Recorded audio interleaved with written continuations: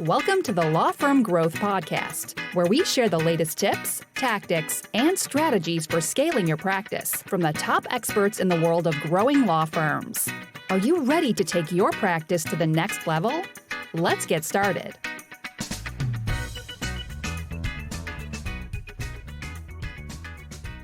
Hey everybody, welcome back to the Law Firm Growth Podcast. I'm your host as always, Jan Roos, and I'm here today with a very exciting guest. In my opinion, the best beard in the legal space, Jordan Ostroff. Thanks for coming on the show, Jordan. Thank you for having me. I am truly honored. All right, awesome, man. So I wanted to get in, and you have such an interesting background. I really had a tough time getting a concise list of questions for the interview. But one of the things I wanted to start with, and I've just kind of picked this up from following some of your LinkedIn posts. And also you had a really interesting handle on a couple platforms, which was Lawyer with a Life. And you take really serious this kind of idea of work-life balance. I guess, how did you get to the point where this is something that's a reality for you? Because I feel like everyone wants to get there, but you're actually there.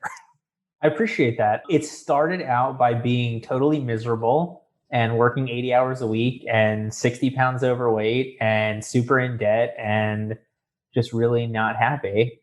And then I realized what mattered the most to me was not money, it was time and flexibility and freedom. And then we found out my wife was pregnant with our kid. So that was a whole other thing of needing more time to be able to spend with him. And so we started making as many decisions as we could, prioritizing time and freedom and flexibility instead of money and revenue and whatever. And honestly, I think I've gotten farther and done better doing those because I sort of zigged when everybody else zags. Yeah, that's interesting. And I want to get to this a little bit later, but the fact that you're running both the law firm and the marketing company is evidence of the fact that you have systems enough to run, not just one business, but two. But, as far as where you're at that point where it was kind of the rock bottom, I guess, could you, run us through what was the situation? Were you a solo at the time? What did the company look like? Yeah. So I grew up in South Florida. I came up to Orlando to go to the University of Central Florida. Go Knights, charge on. I stayed here to go to Barry. I don't even know what Barry's chant is. And then I was a prosecutor here. So I had 9 or 10 years in this area, had done mock trial at UCF, mock trial at Barry, had been able to get training from judges and local attorneys and whatnot. So when I jumped to start my practice, I had a lot of connections in the community already, not even realizing what that was worth. So I did well enough to make enough money to make a bunch of bad decisions with that money, if that makes sense. At the peak negative moment of my business life, we had 4 attorneys, probably 3 other staff members. I bought another firm from another attorney that didn't have any systems and processes. So I bought basically all their problems without any of the solutions. Couldn't find other marketing efforts to help. I couldn't find other people to help put the systems in place. And so we were $200,000 in debt, not including law school, not including a mortgage, not including legitimate debt, if you will. And it was not a good moment, or not a good month, year, whatever. Yeah. It's kind of interesting you bring that up too. I've never really thought about that. This is something that I've seen. I think they say this a lot in Vern Harnish's organization, but it's the biggest likelihood of getting to the situation where you do find yourself like that. It tends not to happen at the top and it tends not to happen at the bottom, but it really is in kind of the middle ranges of that, couple partners range. It's it certainly happened with you, but why do you think that happens? So I guess I'm going to flip that a little bit because for me, I always learn more from failure. And so buying this other firm was my biggest mistake, but actually it was the best thing that I did because of what I learned from it. So I think that, I don't know if people find an issue really in the middle. I guess ultimately I had enough money to overcommit myself. If I had nothing, I wouldn't have been able to overcommit. But I'm a big fan of learning from your mistakes and failures. That's where you grow the most. And so I actually strive to make a bunch of mistakes so that I can learn more from them. That's not that bad of mistakes again. Knock on wood. Yeah. Okay. So let's take us back to the point too. So we got a lot of situations. We got the debt house is kind of on fire. What's kind of your order of operations? How did you sort of triage that situation? And really what was the first thing you looked to fix, and where'd you go from there? So the biggest thing that I looked to fix was my time, not to enjoy it, but to be able to triage more things. So I looked at what are the things that I could offload from me the quickest, the cheapest, that would save me the most time. so that I could throw myself into the larger problems and get this fixed. Okay, that's interesting. And what did this happen to be for the firm at the time? In terms of what I offloaded, Yeah. I honestly, I couldn't tell you. It was just it's a blur of systems and processes and just continuously going down the list. So in essence, what I tell people is track a full week, like literally go through everything that you're doing in the week and how long it takes, see what things come up, see what things take the longest, see what things you think you can offload to, a minimum wage employee or a VA employee. And then that frees you up to have more time to start working on the harder tasks, the higher level tasks, the more customized tasks. So I don't know what my number 1, 2, 5, whatever it was, but that's the methodology I would give to anybody. Yeah. And it's actually really interesting too, because I think a lot of common like response to this would be to start cutting costs, right? But like, I think when people start cutting costs, they're like unknowingly incurring a huge cost of time on their self. But it's like when you're able to kind of set with that, you at least had the bandwidth to focus on how to get those bigger practices down, right? Yeah. Well, so for me, I cut our marketing budget because I wasn't sure if it was working because I didn't have the right systems in place, but also it was like, if I'm already drowning, why do I need more water thrown on me? Yeah, right. So that was the easiest thing to cut. But yeah, I mean, every study that talks about long-term success for law firms always talks about growing top-line revenue. I haven't seen any that talk about the success of lowering overhead, just because as attorneys, I mean, we have a license to print money. There is no reason that we can't charge more per hour, generate more cases, close a 6, 8, 9, 10 figure PI case, class action lawsuit, whatever. And so everything looks at increasing that top line, not so much limiting the bottom line. Yeah. I think also there's kind of like a tendency to, and it's like, this is something you hear a lot too. It's like, what makes a good attorney? It's like, being able to look at a contract and find the one thing that doesn't fit. So it's like, I think what drives a lot of people to succeed in the field is just like naturally kind of an orientation to the negative, right? And it's tough to like suppress that in some ways too. But like when you can, like, you can't save your way to a 7-figure firm, right? So there's so much you can cut.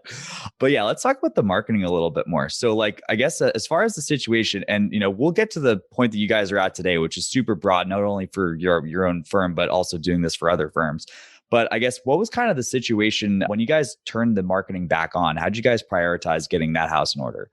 So it was interesting. I pulled the P&Ls at one point. I might be slightly off on the numbers, but like in essence, we were spending about $150,000 a year on marketing. And then the next year when that went to almost zero, my firm did like $5,000 less in business. And that's not to say that the marketing was that wasted. It was to say that we were able to double down on referrals, spend more time on recreating the work consistently, building better client relationships, building better referral relationships, building truly a better business, that we were able to make up a lot of that lost revenue from the marketing stuff in, other ways.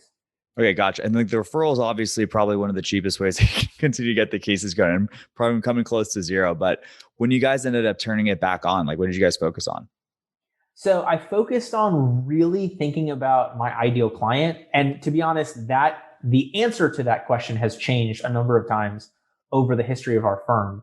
But basically at that point, our ideal client was going to be a student or an early 20s person at some sort of professional job that would have some sort of criminal case. And so from the student's perspective, the academic stuff is very similar to what they would go through with like licensing for a realtor or a barber backed by a criminal case. And so the more that I had that, ideal client avatar in mind, the more I could vet what marketing made the most sense to them. So, knowing that, I went to try to go speak over at UCF to fraternities and sororities. We started running our ads in that area or running our ads outside of that area for parents who had previously looked at, UCF or colleges in Orlando or Valencia or what it was along those lines. And then what else did we do? And we also started looking at some of the social media stuff that was more focused on younger people there. So I don't even remember what it was. It doesn't exist anymore. Yeti or something. I don't know. There was like something like that was making the rounds on campus. Yeah, I'm trying to think. Was it too long ago? Oh God, I actually remember. Was that the one where it was like you told a secret anonymously, and like that was I'm trying to think. I have no idea what the platform was. Yeah. It was just like a bunch of college kids are using this, so like put ads there. I never used the platform. Yeah. Okay. Gotcha. I guess I never used the actual platform. I used their ad platform. Yeah. Hey, well, if it worked at the end of the day, that's the important thing, right? Yeah. Yeah. And as far as like, it's kind of interesting too. Like, I think, there's kind of a hidden lesson there with like the fact that you guys were so focused on the client avatar. It almost didn't really matter what, like, you didn't have to know, you didn't have to know what the platform is to get it to work. Well, yeah. And that's the thing. Like I go back to how dumb I was for the first, I don't know, 2 or 3 years of running my firm, where it was like, hey, what about buying, these leads? What about advertising at a local bar? What about like all these things that in retrospect were not wrong, period, but were so wrong for me, so wrong for my firm, so wrong for what we were trying to do. But I didn't know enough to say no, which was my problem. Yeah. Gotcha. And like, as far as kind of situation, like zooming all the way forward today, you're running Legally's marketing agency. Like, how important do you think the avatar process is to like people that are coming to you for advice and for help in different programs? Essential.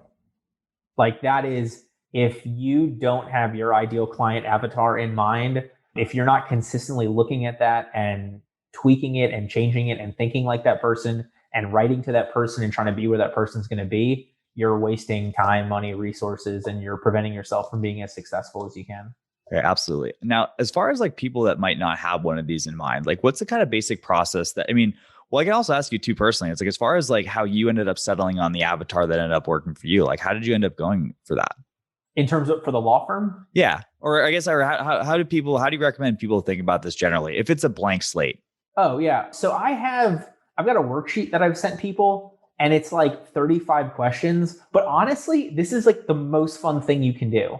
If you're not sure about this, literally, I would get together with you and your significant other, your spouse, everybody else at the firm, or I guess on Zoom with COVID and everything, and just be like, hey, create Steve for me, create Julie for me, like put together somebody walking in the door, contacting us. What do we want them to look like? And I don't mean that like physically look like, but what do we want their problem to be? How old do we want them to be? What do we want their job to be? What do we want their history to be? What do we want their hobbies and interests to be? And then, you obviously have to make sure that that matches what you're trying to do. Like, I'm sure all of us would love to represent ultra high net worth multi-billionaires who, pay us $1,000 an hour for whatever it is. But like, if we're doing traffic tickets, that, those things don't align. But it's a really interesting and fun experience to create that person in essence.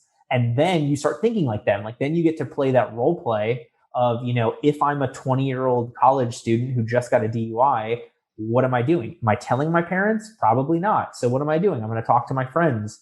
I know that one kid in my one class that disappeared for 6 weeks because he went to jail. Like, what did you do? And then don't hire that lawyer, find a better one. Whatever it is along those lines. It can actually be a lot of fun. And then honestly, you just test it, you try it, you give it a shot, and then you refer back to see what works and what doesn't work, because there will always be mistakes, or there will always be lost opportunities, I guess let's call them. Yeah, no, that's super interesting. And like, one of the things, and like, this is like a topic that comes up like a fair bit on the podcast too. It's like, you always talk about the importance of niching, and like, using your guys' case, it's like, you guys didn't set out to be the best criminal firm in Florida. Like, you guys set out to be the best criminal firm in that area for that avatar, right? And I always kind of like talk about stuff about like, it's always a tension between like the total volume of people that you want to talk to and like the fitting to the avatar. So I guess like from that point, like once you have your avatar in place, how do you know if you have an avatar that's big enough? Great question. I don't know if there's an answer other than you try it and see. Mm-hmm. And the more that you are comfortable with the amount of cases, the more you're comfortable with what you're doing, the easier it is to say no to things that are on the fence or not your avatar. I don't fault anybody who takes cases that they probably shouldn't because they really, truly need the money. You just need to have a plan and process in place to start turning those cases down, because it's not going to be good for you. It's not going to help you grow the firm. You're not going to be able to really be known for something if you're taking anything that comes in the door. And you're not going to be as good handling every single case under the sun. You're not going to build as great relationships with other attorneys by referring them cases and getting the cases you are the best at back to you. And you're going to miss out on a lot the longer that you don't allow yourself to truly focus.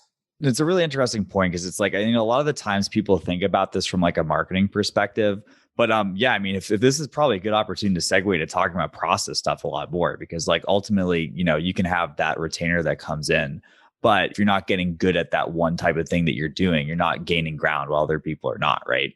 Yeah. And it's really interesting to me because look, I'm a big fan of do whatever you want to do, but strive to be the best at it. Like if you want to work in the fast food industry, be the best burger flipper, whatever, that's totally fine.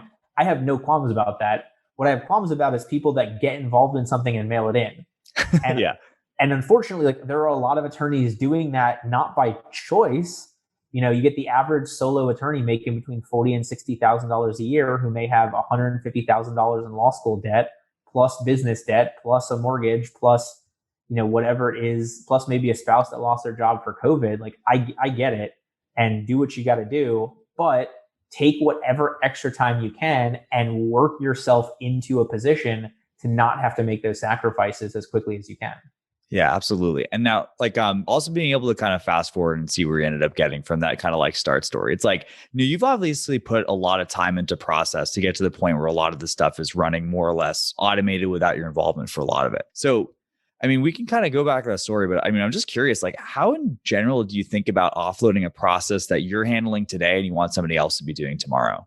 So it was Jim Hacking said this, or I guess I shouldn't say that. Jim Hacking was involved in this conversation. I don't remember if he said it or if it was a guest, but he talked about in essence if somebody can do it 80% as well, you want to pass it off to them. But they added the fact that like that gives you that much more time to get it to that 100% mark. And so that was the thing that I never understood. I was always like, look, I want to be the best. I can do it better than anybody else, which is totally not true. For so many reasons. But really, it's more like if they can get it good enough, I can get it to where it needs to be in a lot less time. And so for a lot of these processes that you're doing as an attorney, that's probably the first step. And the benefit of that extra is then you send it back to the paralegal, the legal assistant, the other attorney who got it to 80% of where it needs to be. You give them the other 20%, you explain to them why it's there. And then the next time it should be 85% the way you need. And then you do the 15% and you give them the feedback, and then it should be, it should work its way up for them to do it. At this point, like I'm not a burden to my firm, but I run a meeting once a week for the firm and that's it, because they're better at what they're doing than I am. Like that is everybody has their kingdom in our firm that they are in charge of, that they are so much better at than I am. And I just get brought in to bounce ideas, make sure that everybody did their other tasks, that we are consistently making things smoother and better, but they're the ones doing it because they're in control. They're smarter about it. They're more knowledgeable about it. They're more invested in it. They're more interested in it. They're better at it. And they've got totally different skills than me. Yeah. I definitely want to dig into the conversation about empowerment because it seems like you guys have been doing a lot of that. But before that, I just want to clarify one thing. So are you saying that for the most part, when you have a new process in the firm, you're letting them take it from 0 to 80. And then at that point, they're giving you back to feedback. Like you don't need like a new process. You're not the first pair of hands that touches that.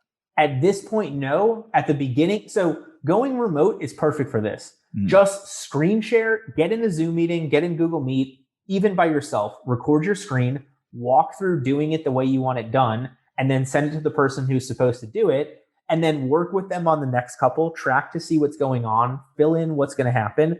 And then ultimately you get to a point where it's like, all right, and now it's yours.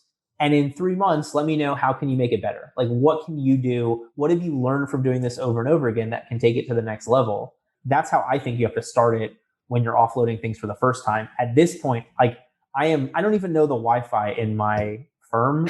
It just, they send me a Post-it note when it gets changed and I update it. Like I'm just out of so much of that stuff. Yeah.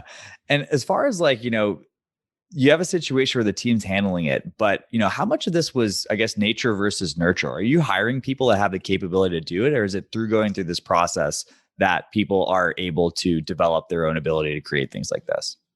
Fantastic question. So I'm going to give you sort of a lawyer answer and then let me know if I actually answered it.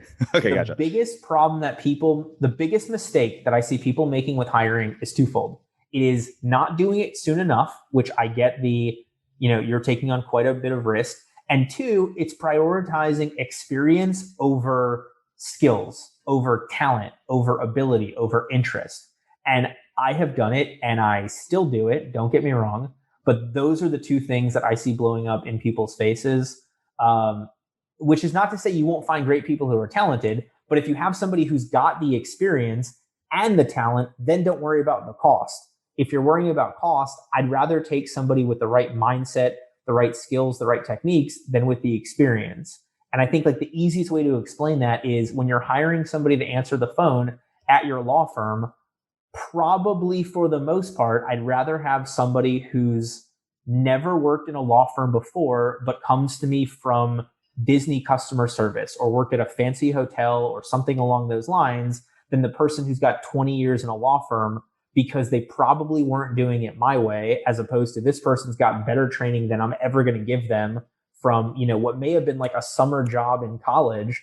That may give them these incredible skills that they can bring into our office for the betterment of everybody else internally and our clients. And I don't think a lot of people make those decisions because we think that like, oh, we're the ivory tower of law. No one will ever understand this. When really, I think we need to understand people, and you can learn the law a lot easier than you can learn how to interact with other humans from a lawyer perspective, from a staff member perspective, from a legal perspective. Yeah, that's really interesting. I guess like outside of the realm of like, attorneys that are actually providing the service, like you also get like a big opportunity to bring some learnings from other industries too. Like it's kind of funny. I mean, I can imagine if you hired that person from Disney, I bet their customer service training is top notch. I would love to crib those notes if I had the opportunity for sure. And then as far as kind of like, and then this might be kind of a rapid fire one. If people aren't hiring soon enough, what do you recommend for people as their first hire? Take some time off and get themselves on the right track. Like person wise, or how do I rationalize the mindset? I guess both. We'll start with person. So person, you want somebody that is going to be able to follow your lead and take it farther, follow your lead and do it faster, follow your lead and whatever it is along those lines. Because from the mindset standpoint, I think we get stuck focusing on cost. But really, you need to focus on opportunity cost.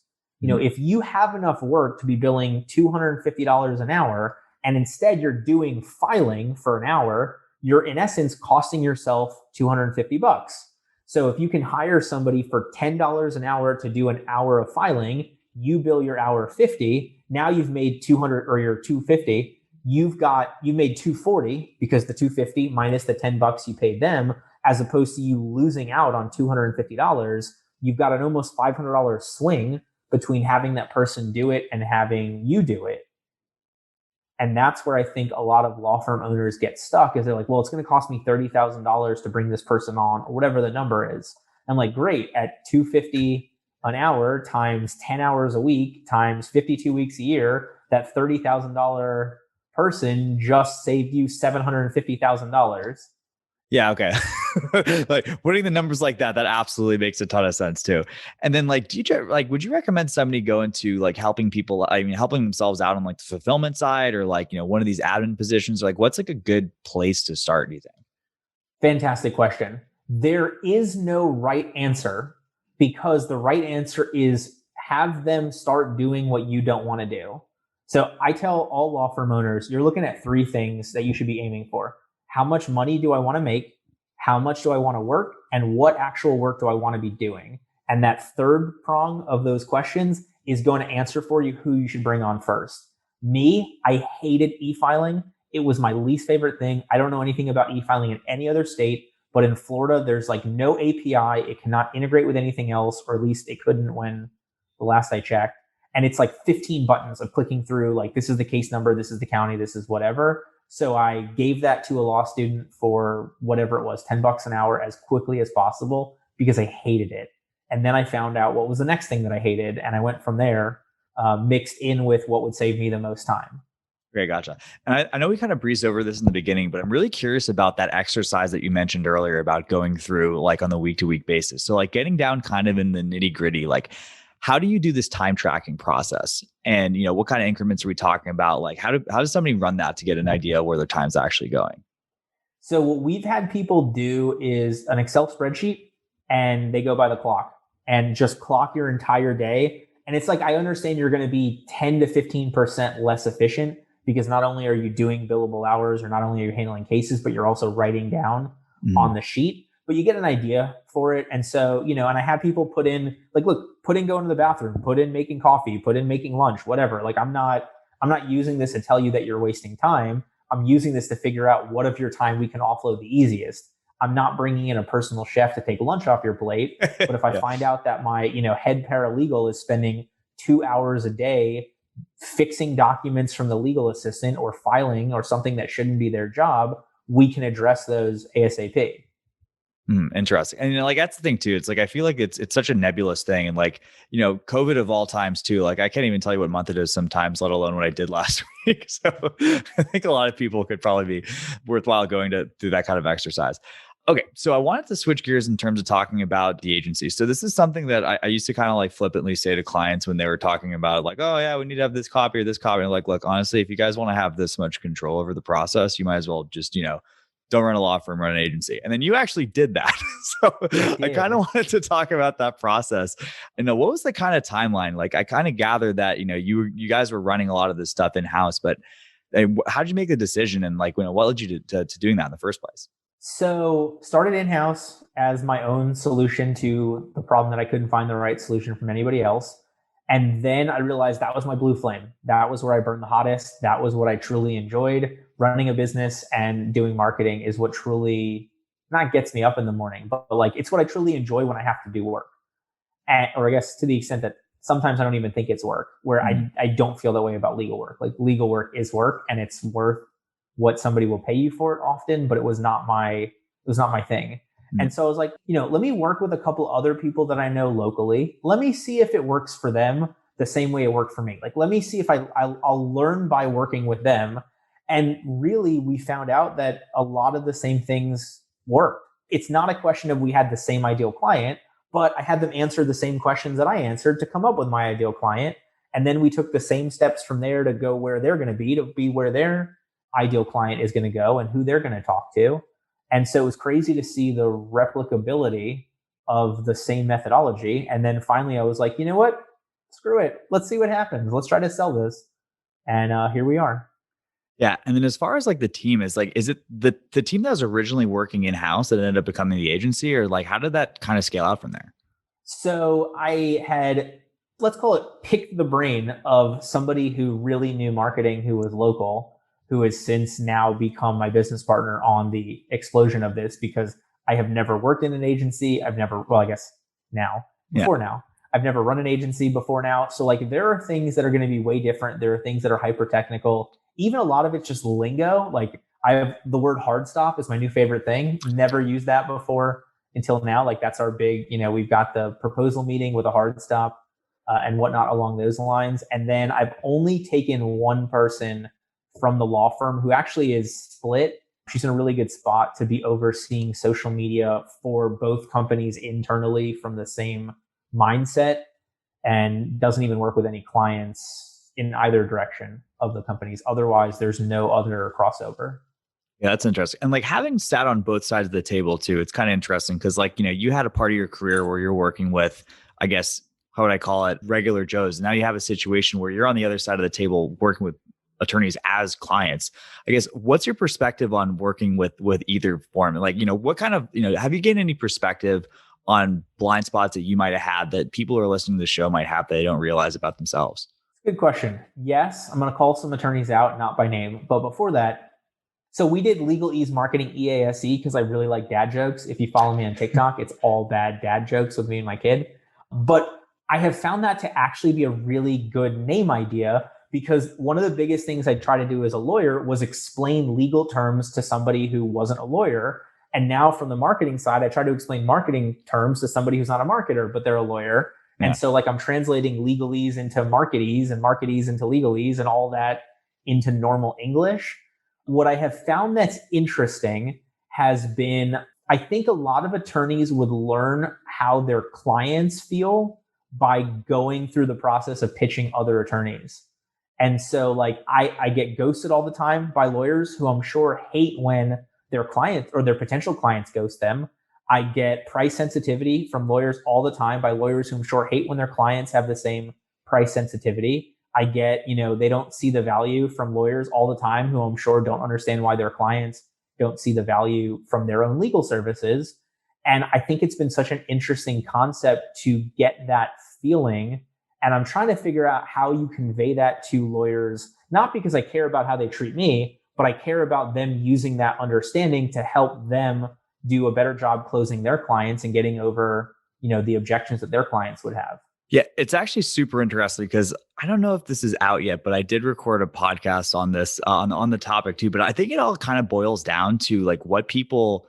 It's like people have a fundamental philosophy of what they find acceptable in life. So if you think that a sale needs to take 14, meetings to close, and you need to call 38 references and all this rigmarole, don't be surprised when that ends up coming on your doorstep, because on some level you've micro communicated, and you're not going to be angry at someone if they use. I mean, on some level, you might. It's not super. Be a little bit hypocritical if you are, but yeah, it's like it's kind of I think like people you kind of see, not to be like super woo woo about it, but you end up kind of seeing what you put out in the universe in some way, right? Yeah, I want to find a way to craft an email that's just like, hey, do you remember how I called you 5 times and sent you 6 emails and you've opened all of them because I can see that, but you've never responded? That's totally cool. I just want you to be aware that when you get upset that clients do that to you, like understand what you're feeling. Like, why did you avoid me? Because clients are thinking the same thing for you. So how do you translate that objection to prevent it? But I can't rationalize that in a non-douchey way. And tough. So like I'm trying. If I get to it, like I'm gonna do it. Because like I genuinely mean it for their benefit. Like I would rather a lawyer be happy and not be my client. Like I have no problem with that if you are happy. It's when you're miserable and inaction is the reason you're not my client. Or Albert Einstein, insanity is doing the same thing and expecting different results. Like that's when I get upset.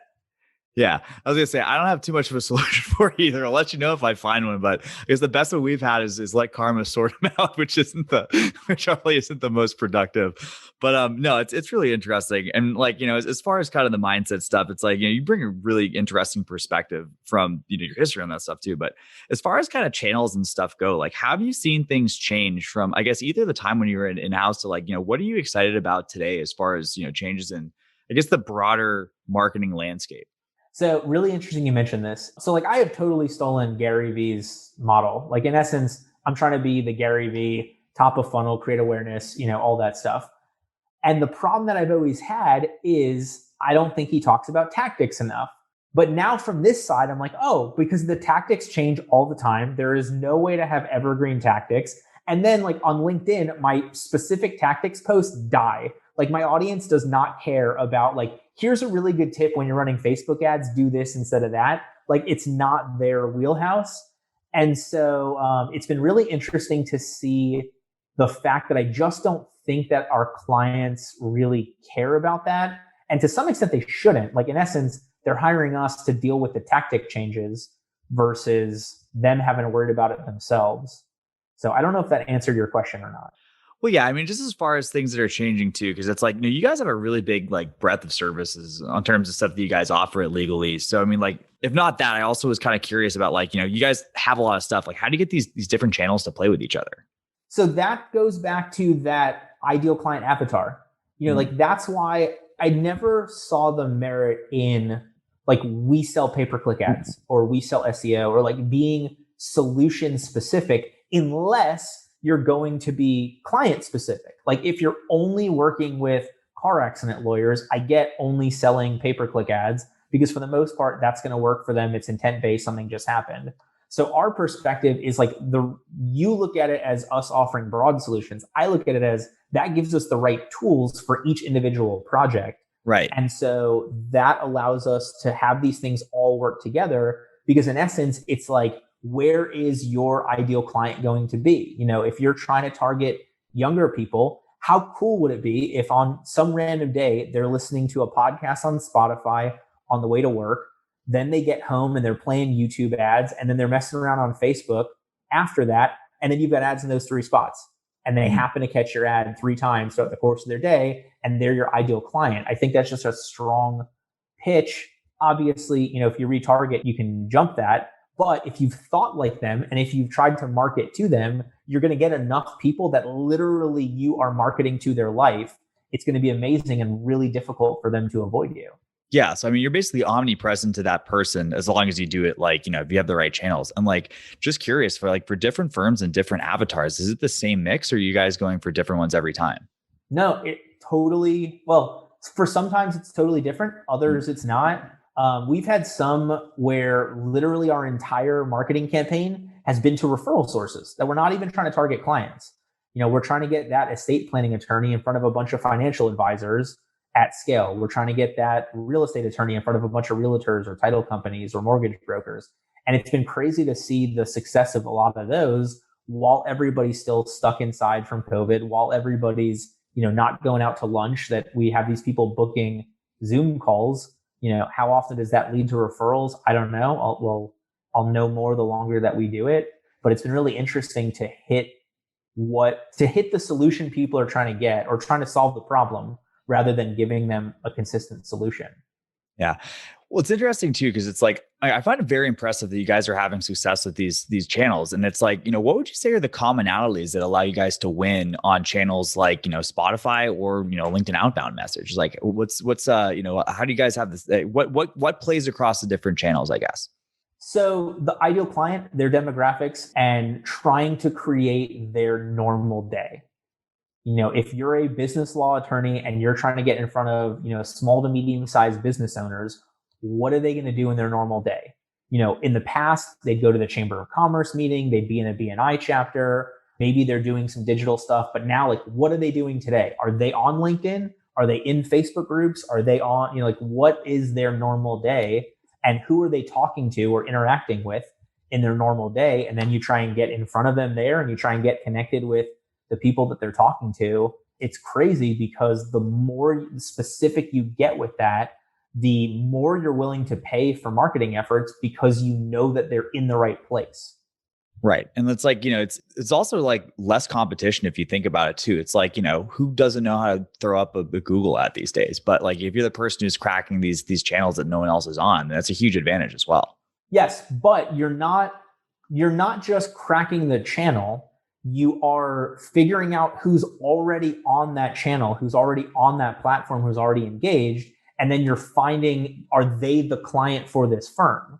I'm not going to tell you that we have created a marketplace, but if you know where people are shopping, you know which market to be in.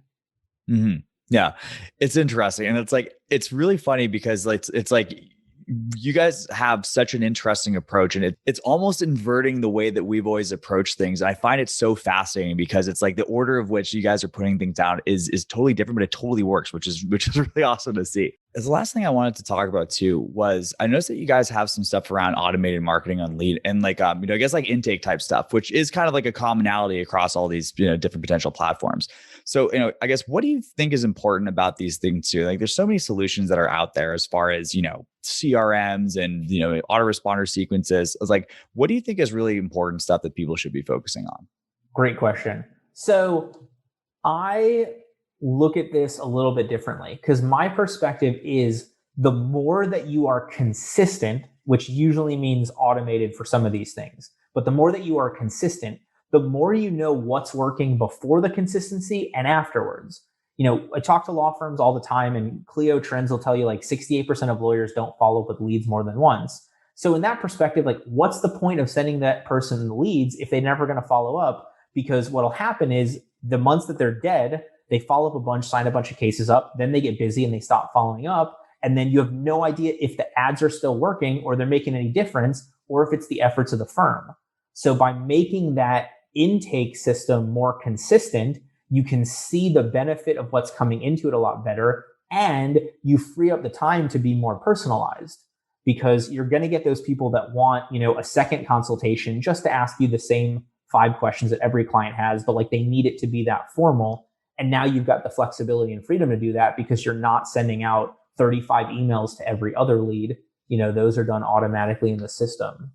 So basically, yeah, if you have the volume there, then you don't necessarily, if you can filter it, then you don't have to deal with everyone too. It's kind of like an inverse sort of relationship, right? And even when you're at the low end, the trackability of this and the consistency of it helps you not waste money that you don't necessarily have. Mm. Yeah. And like time you don't have either too, right? Yeah. Yeah. And as far as like I mean, I don't know if this is like a geeky tech question. Like, what do you guys use as far as your stack? Tech stack wise? Yeah. I mean, I'm a big fan of the Google Suite as, the backbone with all of those. We are CRM agnostic as a company. Mhm. I personally like Lawmatics because that's what I found for my firm at the time that I needed it. But we've worked with, any of those CRMs for other law firms. I don't even know what our video people are using for the video stuff from there. But it's just, it's an interesting thing. I'm a fan of the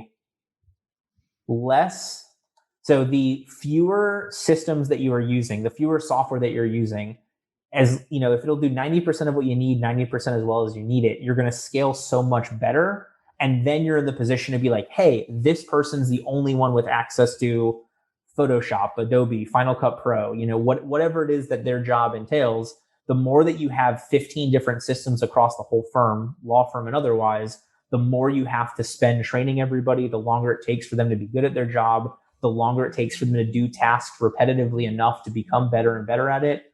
So I'm not a fan of jack of all trades. I think you give everybody their expertise, and I think you cross-train everybody with one or two other positions when people are sick or out, and you just let them, run wild. Yeah, I gotta say too, like as far as looking at the scoreboard, the amount of time that you guys are able to take as far as running the business versus being in the weeds, it seems like that's probably a winning approach.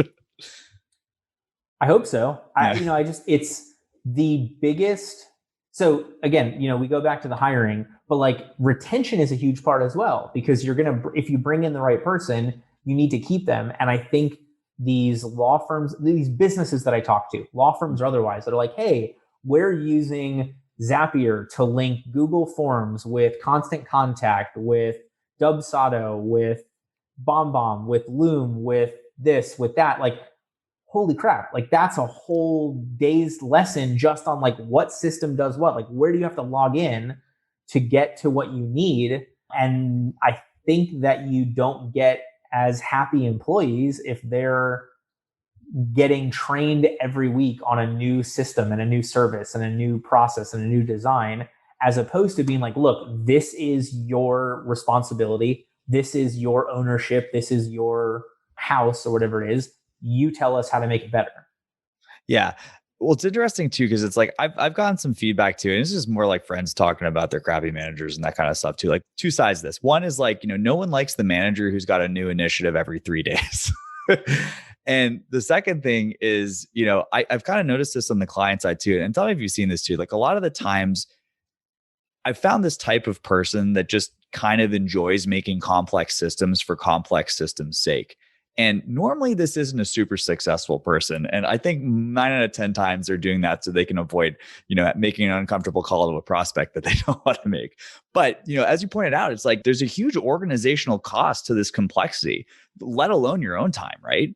Yeah. So from what you're talking about, the metaphor that I use is a law firm is like a boat.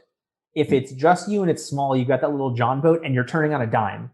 But as you build, you end up as this giant cruise ship. And if, God forbid anybody's been on a cruise ship where somebody went overboard, but like it's a mile and a half to like turn that ship around to come back to try and find somebody. And so you have to look at your law firm the same way. Like if you're going to change directions and pivot, the bigger you are, the harder that's going to be to do from an organizational standpoint, which is why I think you've seen a lot of the AmLaw, a lot of the big firms have to lay off a ton of people because they couldn't make the COVID pivot.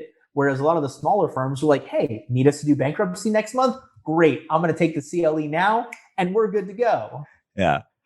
No, that's awesome. And at the end of the day too, like it kind of boils down to, sometimes one of the easiest ways to get good process to keep it simple, right? 1,000,000%.